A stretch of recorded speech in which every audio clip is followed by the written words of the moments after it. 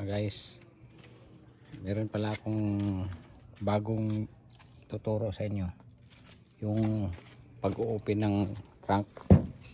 Ito kasi pag i-open natin to, mababa lang siya, di ba? Hindi siya umaangat na masyado. So pakita ko sa inyo yung lagyan ko naman. Open natin, ha. Open ko.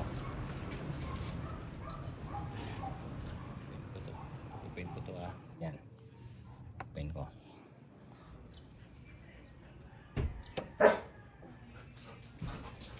Diba? Umangat siya. Ito lang yun. Nalagay ko. Yan. Spring na yan.